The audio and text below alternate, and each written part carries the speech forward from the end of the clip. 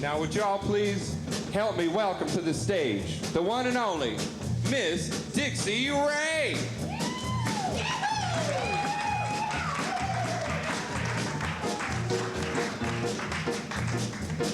Down in the corner bar one night, I was out with some of my friends. When you walked up real friendly like all charm and a sexy grin. Well, you talked a real good game that night and I ate up all you said. If only you had been as good upright as you were in bed. No, you're just not worth the trouble. No, you're just not worth the pain. How I wish I had these years to do all over again. No, you're just not worth the heartache, not worth anything at all.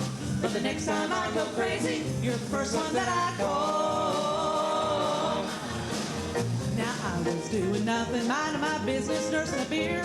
You had trouble written all over your face and Levi's on your rear. Well, you looked up and down to me and I gave him all I said. If only you had been as good upright as you were in bed. No, you're just not worth the trouble. No, you're just not worth the pain. How I wish I had these years to do all over again. No, you're just not worth the headache, not worth anything at all. But the next time I go crazy, you just might receive a call. Yes, the next time I go crazy, you're the first one that I call.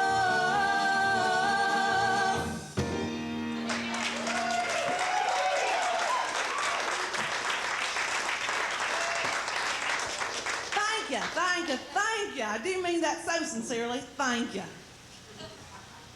Well, you know, folks, like the man said, my name is Dixie Ray, and believe you me when I tell you, it is a real pleasure to be with you good folks here tonight. Me and my band here, Floyd Almond and the Almond Joys, well, we're going to do a few tunes for you tonight from my soon-to-be-released album on Seminole Records entitled, Oh, I Wish I Was in Dixie. Bet you do too, huh? You know, folks, I bet a lot of you out there right now are thinking to yourselves, well, who the hell is Dixie Ray? Well, shucks, folks, I'm just a simple country girl. But I'd really much rather tell you my story in a little song that Floyd and I wrote that more or less sums up the story of my life. When I was 11, I married my brother. Oh, Lord, I'm a poor country girl. When that brother left me, I married the other. Oh, Lord, I'm a poor country girl. Beaten and stomped on like grapes for the wine. Hung out to dry like clothes on the line. Lord, you put my life where the sun does not shine. And that pained me a lot. My hair will not curl. I'm a poor country girl. My life has not been an easy one. Oh, I know what you're thinking. You're thinking, Dixie, why'd your daddy go and sell your internal parts to the agricultural college before you was dead? Why, couldn't he have waited? He was drunk as a skunk. I'm a poor country girl. 6 brothers, 9 sisters, there may have been more. With parents like mine, it was hard to keep score. And Mom had them all on the living room floor. My flag will not furl. I'm a poor country girl. I was married at 9. Then again at 11, 13, 15, 19, and 22. The last to the love of my life, Clayton, the man to whom I'm faithful to this very day, wherever he may be. You know, Clayton reminded me a lot of my daddy. He was a mean, vicious little bastard who drank like a fish and smelled like one too. But he sure had a way with women. And the worse he treated them, the better they liked it. I guess. I'm not really sure. But that's what Clayton told me. I loved him so much I'd have poked out my eyes, just like, you know, one of them ancient Greek guys. Of course, they loved their mothers while mine I despised. My baton will not twirl. I'm a poor country girl. Then one day, I found Jesus.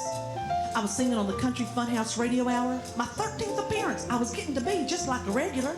And I just finished a rousing version of I'm just a truck stop dish rag and you are the plate I clean. When my eyes was drawn to a seat on the third row where Jesus was sitting in between Ernest Tubb and Roy Acuff. And Jesus smiled that sweet smile of his and said, Dixie, listen, no one can see me or hear me but you. You remember how them ghosts were like on Topper? Well, this is just like that. Dixie, Jesus said, in the matchbox of life, Clayton is a cherry bomb.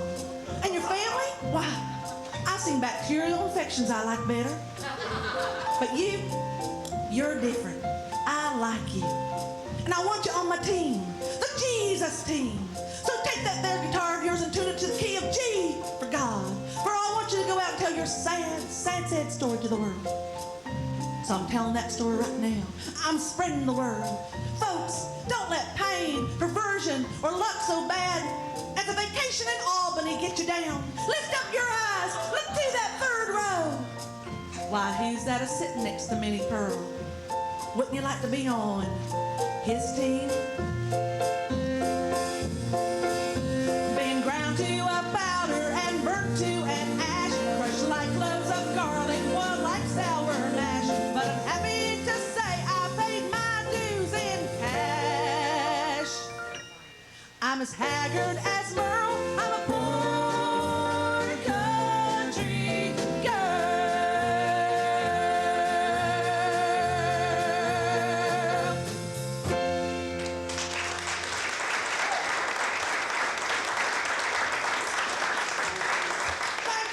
Thank you. I mean that so sincerely. Thank you. Well, folks, it's about time for us to wrap it up here, our set here tonight. On behalf of myself and my band, Floyd Almond and Almond Joyce, I'd like to tell you what a real pleasure it has been for us to be with you here, good folks here tonight. So we're going to close out our set here tonight with a particular favorite of mine. You know, folks, we all have our idols in our lifetime. This next and final song is a tribute to mine. Floyd.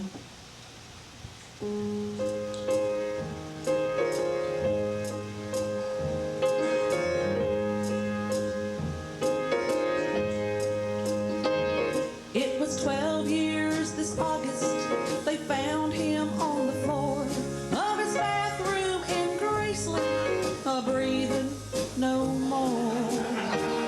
As he tried to breathe life in his pitiful bod, it was then that they knew he had gone to join God. If Elvis is in heaven, what am I doing here? What's the point of my living if Elvis ain't near?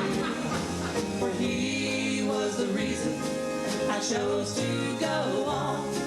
The king is in heaven. Yes, Elvis, he is gone. I remember the first time I saw him on stage. I was only a baby, 13 years of age. Since then, no man's lived up to his image as well. And it was then I checked into the Heartbreak Hotel. Sing along, folks. If Elvis is in heaven. What am I doing here? What's the point of my living if Elvis ain't here? Come on, folks. He needs to hear you, for he was the reason I chose to go on. The king is in heaven. Yes, Elvis is gone. Well, thank you, folks. I know he heard you here singing. Oh, he was a good boy. He loved his ma so. He gave her caddies and diamonds. She couldn't say no. Still somebody should have, but nobody did. Guess you could just say he was an oversized kid.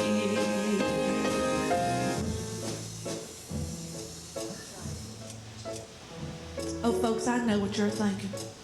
You're thinking that Elvis was nothing more than a poor, white trash boy who happened to be in the right place at the right time.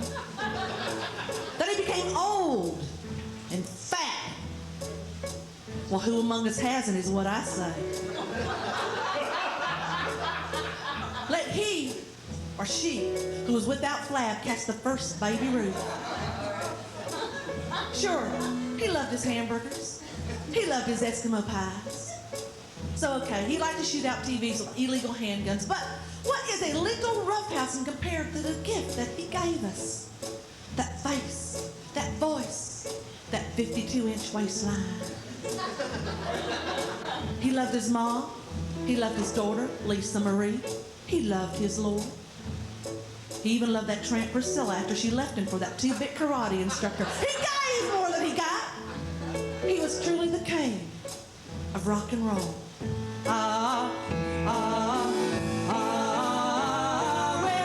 listen to Graceland as I do twice a year, I'm overwhelmed with the feeling that Elvis is here, looking down on the kingdom that he helped create, singing it's now or never. But for Elvis, it's too late. If Elvis is in heaven, what am I doing here? What's the point of my living if Elvis ain't near? For he was the reason I chose to go on.